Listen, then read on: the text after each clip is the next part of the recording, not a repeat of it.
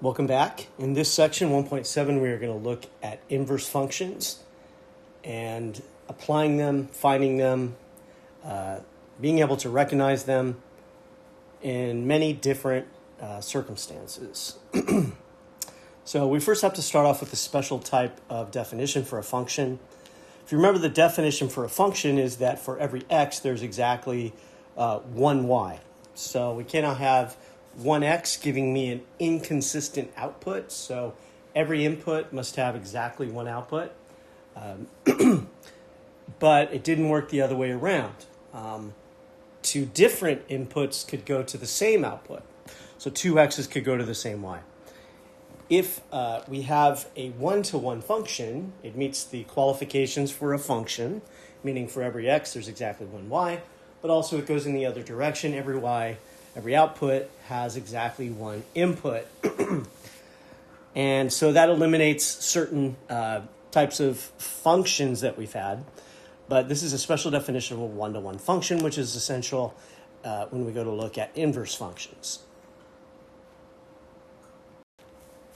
Here's a visual of a one-to-one function where every x has exactly one y, making it a function, and then every y also corresponds to only one x.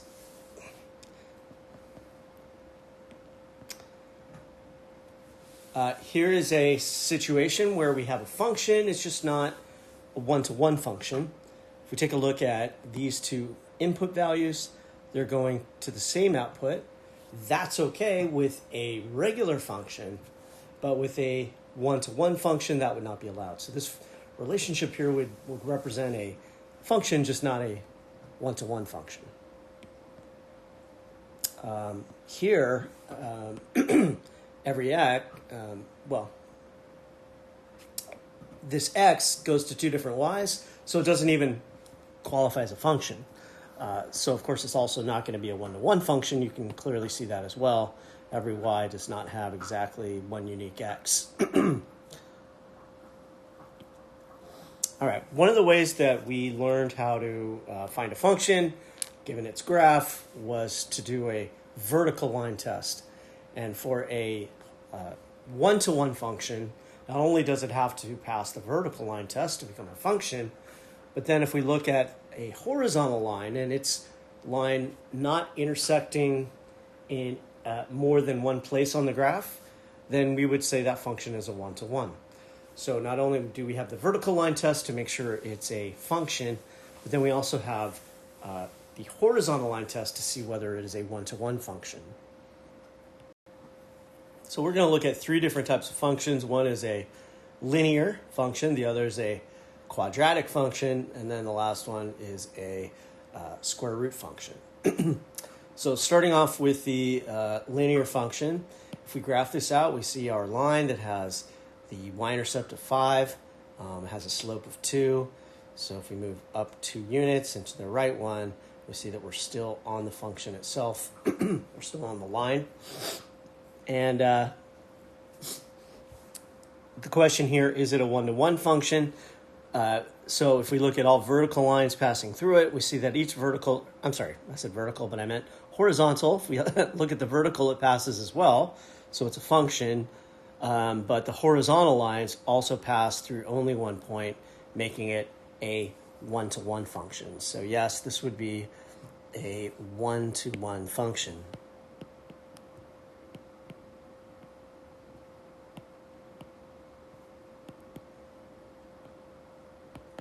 Get a little explanation point for emphasis.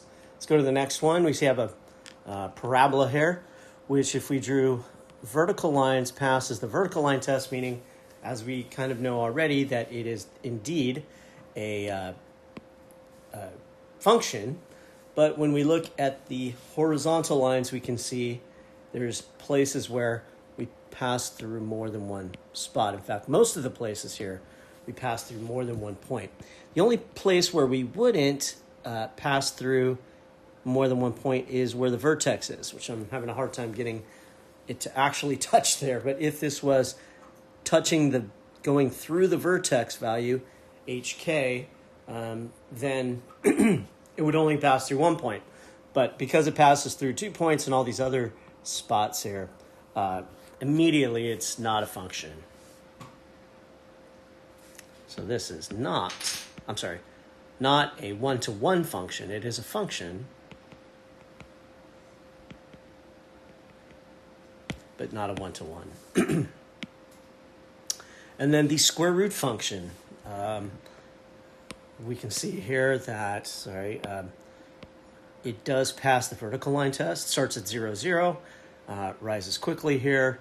And but if we look at all of the horizontal lines, it only passes through a single point, and true with the same with the vertical lines. So yes, this is a one-to-one function. Remember that in order for it to be a one-to-one function, it also has to be a function. Otherwise, it can't be a one-to-one function. Now we come to the definition of an inverse function.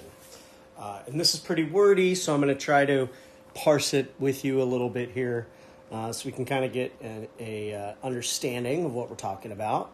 So one of the things, the reason why we've been talking about a one-to-one function is we have to assume we're dealing with a one-to-one function to begin with. So if f represents a one-to-one function, and I've drawn kind of a picture down here just so we can use this as a visual, and we say that y is in the range of f, right? Remember that the range is the set of outputs, which is what we have here. This is my set of inputs, x.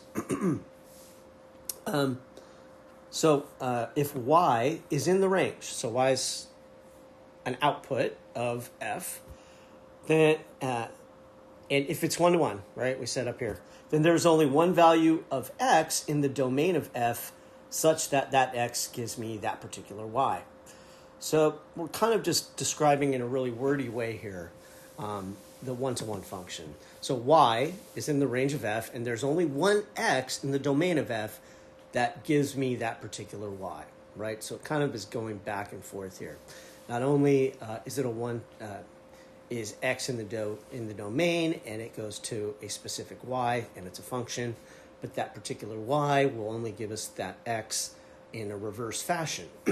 Now, going in that reverse, where we change our outputs to inputs, if we want to do that, then we have to create what's denoted as a inverse function. And so here's how we would write that out. We write f minus 1 of y giving us x. That's the idea here. So there's a way for me to create an equation where these y's will give me those same domains. So we're kind of reversing the process here. We're going to create a new function where every y goes to that x if and only if that x gave me that y in my original function. So here's just a couple of quick ideas here. If f of 3 gives me find f of 3 gives me 5, find the inverse function for an input of 5, what that would give me. And if it's a one-to-one function, then that particular output 5 would give me 3, right? Same thing here if the inverse, so the inverse function here, we start with that, with an input of -1 gives me 7, then f of 7, the original function, would give me -1 as an output, just going in the other direction. So we'll put that kind of pattern that we saw there into words. This is our inverse function property.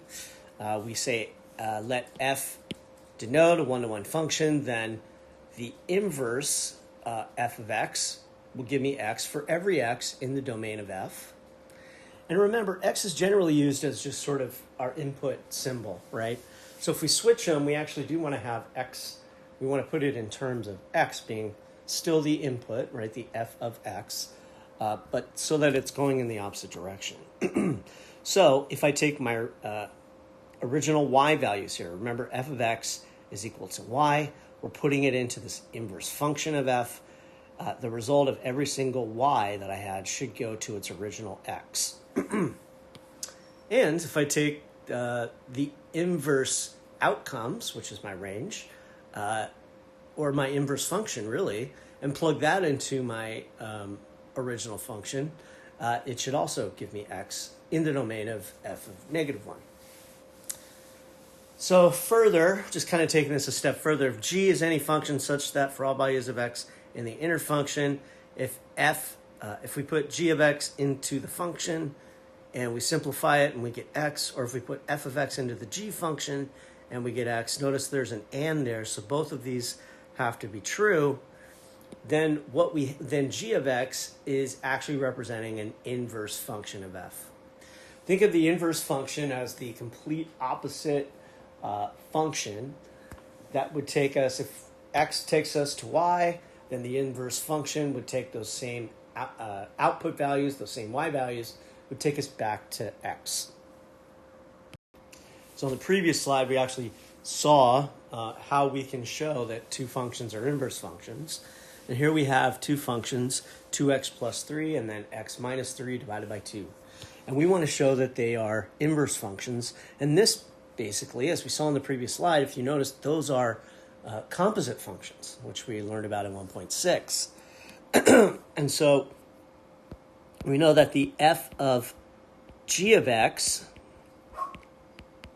needs to give me x, and the g of f of x also needs to give me x for these two functions to be inverse of each other. So let's start, excuse me, over here, where we're going to take the g of x function, this fraction, and we're going to plug it in for x over here. So we're going to find the f of x minus 3 over 2. Unless you want to skip this part because there's a fraction there. Don't be afraid. Don't be afraid. We'll get through this. So 2 times x, and x is x minus 3 over 2. And then we have plus 3.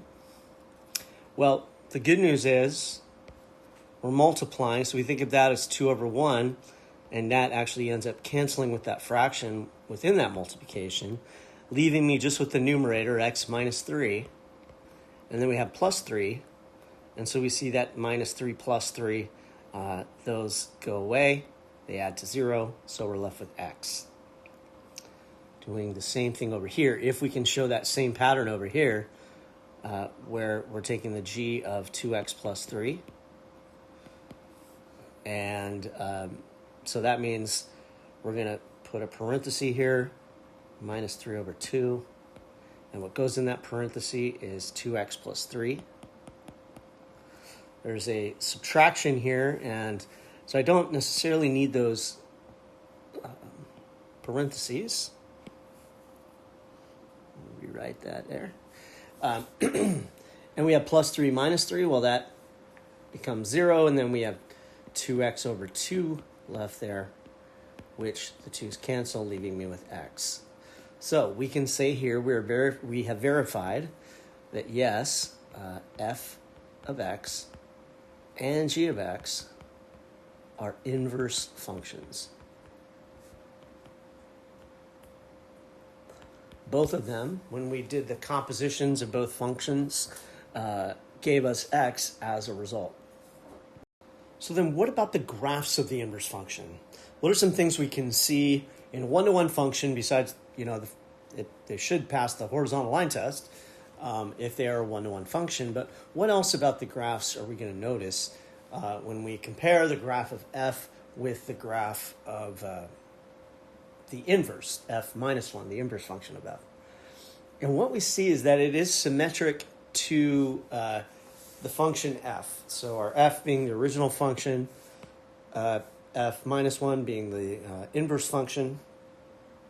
And they should be symmetric to each other, but it's across the line y equals x, which is that identity line where it passes through the origin at a 45-degree angle. Every x is equal to y. And so we get 1, 1, 2, 2, 3, 3, negative 1, negative 1, negative 2, negative 2. We get those numbers as my inputs and outputs. So the basic idea, as we talked about with inverse functions, is that every x in the domain and every y first of all, they're tied 1 to 1, but what ends up happening is the x's and y's end up switching places, right? Since we're going from y to x, that becomes my new domain. And so what was a y now becomes an x, and whatever was an x becomes a y. So all the points end up switching spots. So if we're given some line segments here, or a graph, if we reverse those points in their places, we'll be looking at the graph of the inverse. So if there's a point 4, 3, I know there's a point 3, 4 that would be on the graph of the inverse.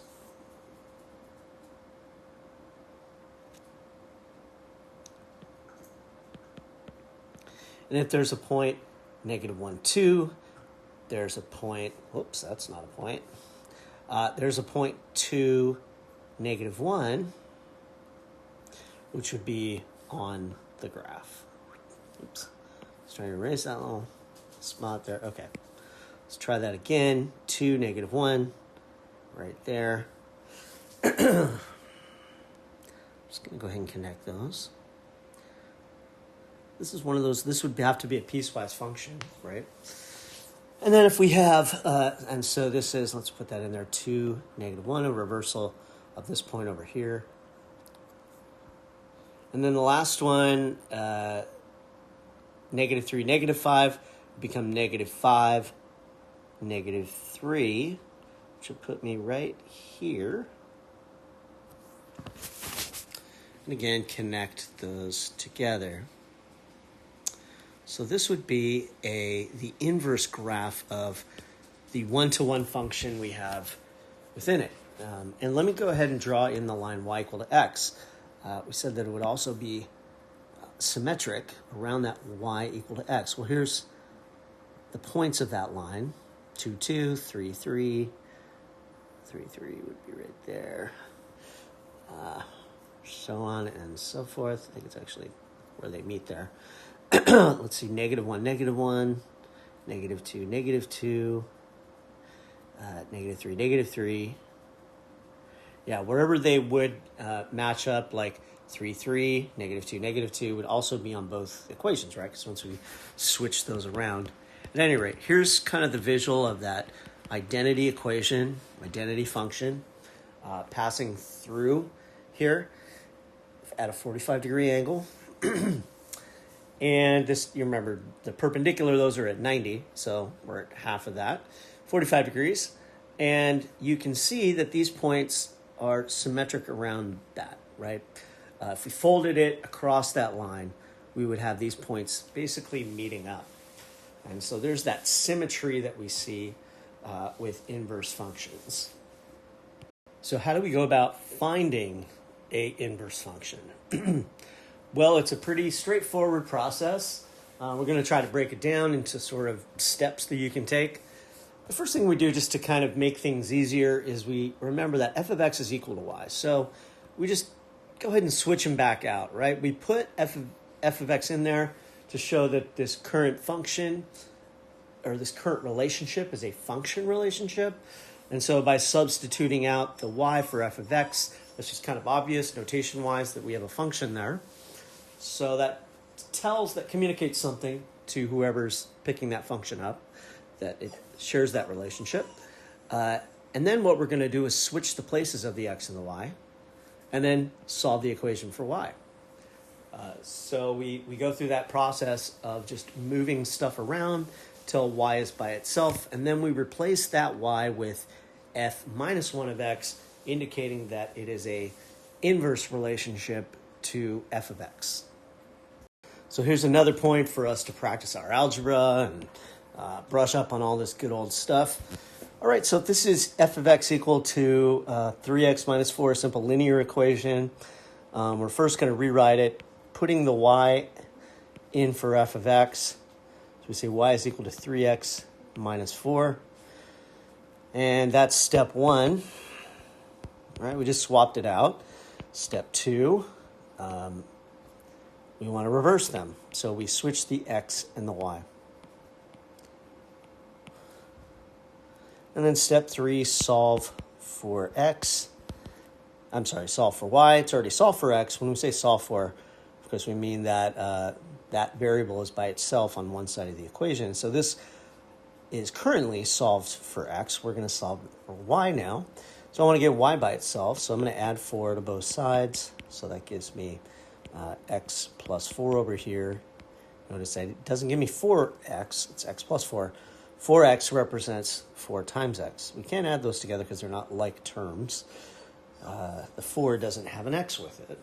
And then we divide both sides by 3. Well, divide the whole side by 3 whenever we do that. The other way to do it is to multiply both sides by 1/3. So let me just show that.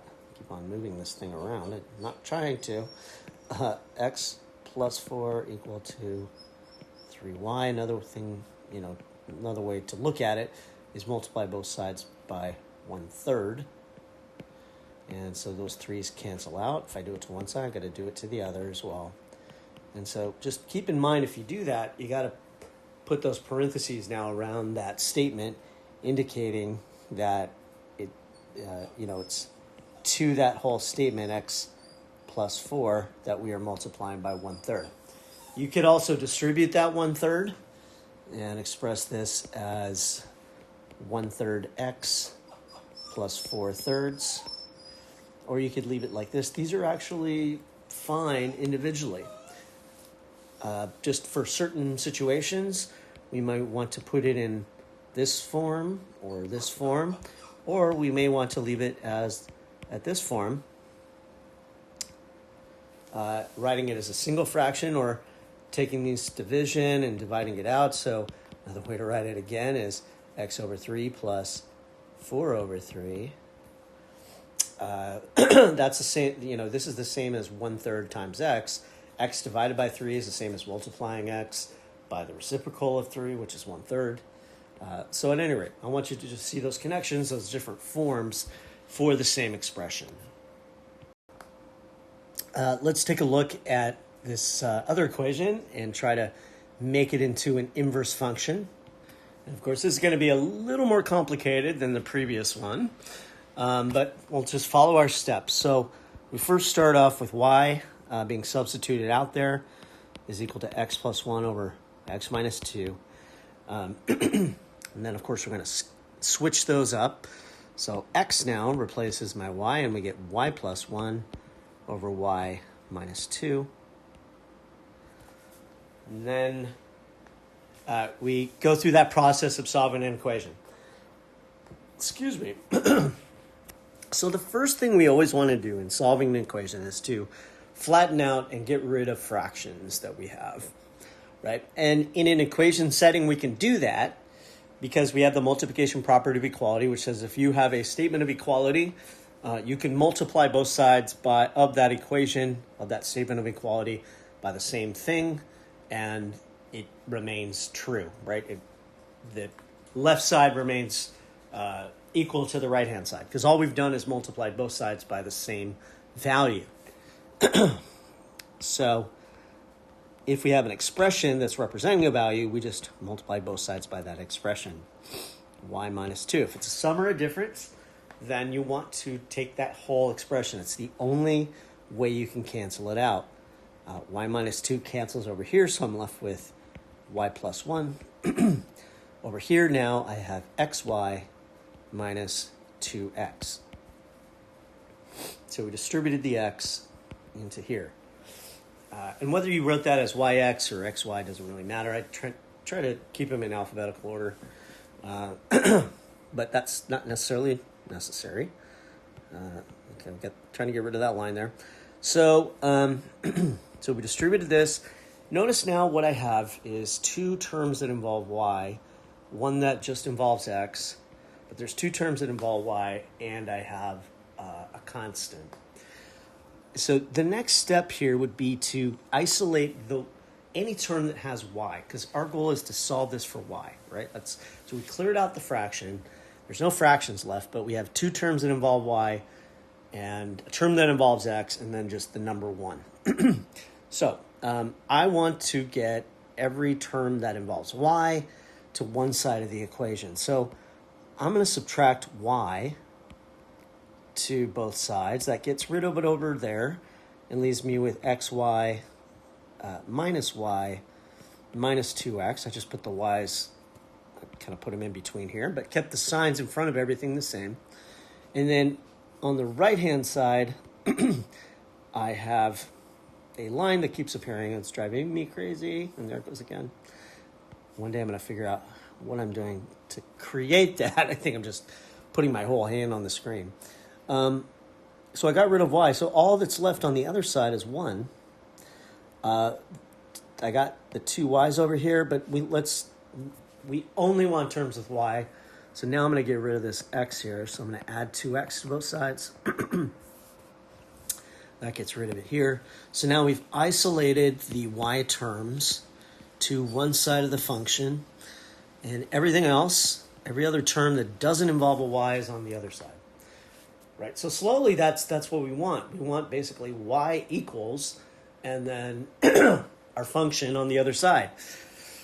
So now that we have that, both terms involve y, I can actually factor this, rewrite this as a factored form by factoring out the y's, which leaves me with x minus 1 here. And now I can get rid of that term that involves x, the last one, x minus 1, divide that on both sides.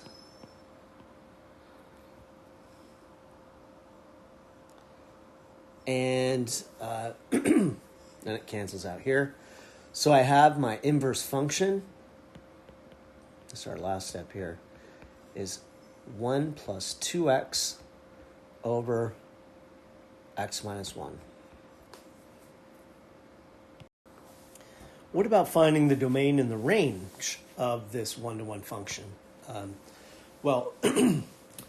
So remember, domain is the description of the inputs we're allowed, the x's that are allowed to be plugged into any given function, and then the range is the resulting y outputs that we have. And so when we look at this function, one of the things we notice, it's got a denominator, so we know that it's not just negative infinity to positive infinity. We actually have to put a break in there to eliminate one value that would give us 0 in a denominator, which is the value 2.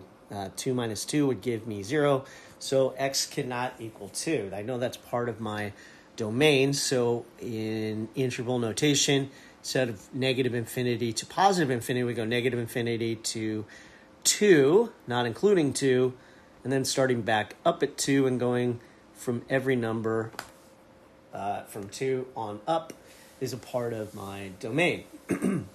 Now, in terms of the range, this is my domain, so my set of x's, we would think about what is the resulting y values, which can be challenging at times to just sort of, without a graph, try to describe the y values. But if we know what the inverse function is, and in this case we had 2x plus 1 over x minus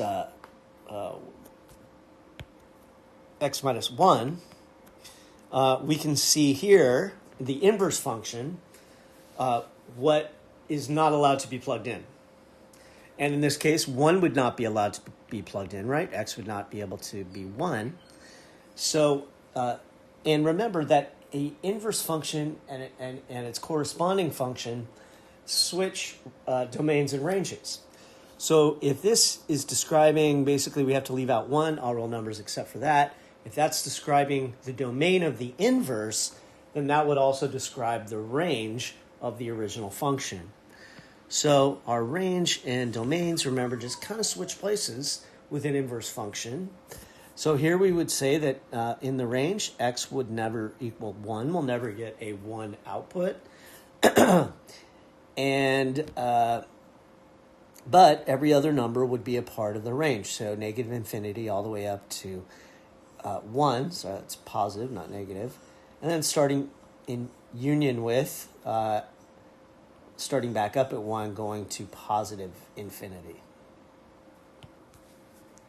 All right, we're going to just do another example here. We're going to find the inverse of g of x squared minus 1. Notice that we've limited the domain here, x greater than or equal to 0. So we're only going to plug in positive values for x. Now, is there a reason that the domain is limited like that? Let's explore that. We can look at the graph here. We know that this is a quadratic equation, and we're subtracting 1 from the y. So from a parabola standpoint, that would move the parabola down 1 unit. And then if we plug in 1 squared is 1, and minus 1 is 0. So I know that 1, 0 is going to be a point. 2 squared is 4. 4 minus 1 is 3. So there's another point here. Notice I'm only plugging 3 squared is 3 squared is 9. 9 minus 3 is, 9 minus 1 is 8. So that puts me somewhere up here. All right. So if we're only looking at plugging in positive values for x, and our positive values, well, including 0 as well, would produce this. Half a parabola, and we don't have the other half. You'll notice that the reason why this was limited to all x's that are greater than or equal to 0 is so that it would pass the horizontal line test, making this an actual function that is one-to-one. We can do that. That's one of the other reasons why we might limit the domain of something, is because, again, maybe there's some sort of real-world reason why we're doing so. Okay, now let's look at finding the inverse function. So I'm going to swap out, and we'll put in the y for f of x. So that gives me y equals x squared minus 1. And now we'll swap out our variables. So that becomes x equals y squared minus 1. And then we have to solve this for y. So I'm going to add 1 to both sides. Doggone it.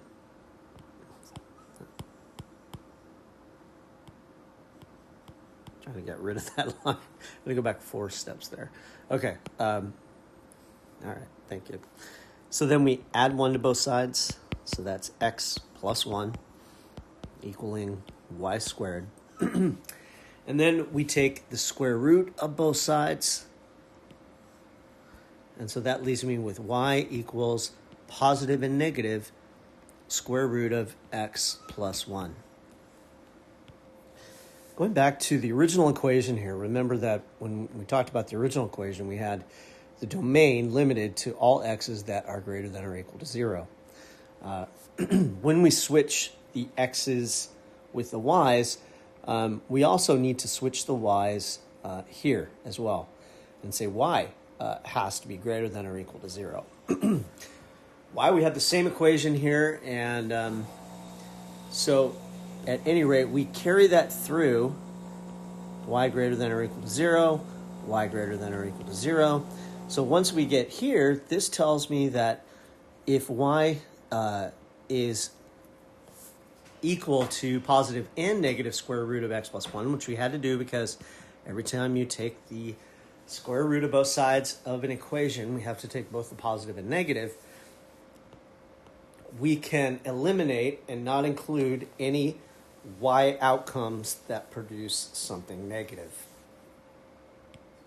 Therefore, we're going to ignore the negative part here and only keep the positive. So my inverse function will be f minus 1 of x being the square root of x plus 1. We don't have to worry about writing this part anymore because we did that and we eliminated that part. Normally we don't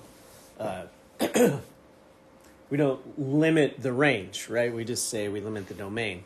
But this informed us that part of the outcomes here need to be ignored. And so we only take the positive roots of the square root of x plus 1.